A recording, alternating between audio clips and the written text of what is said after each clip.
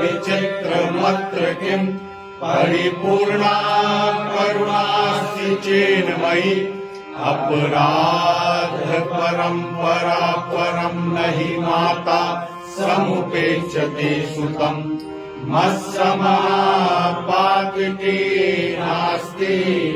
पापाग्नि तत्समा नहि एवं ज्ञात्वा महादेवी यथा योग्यं तथा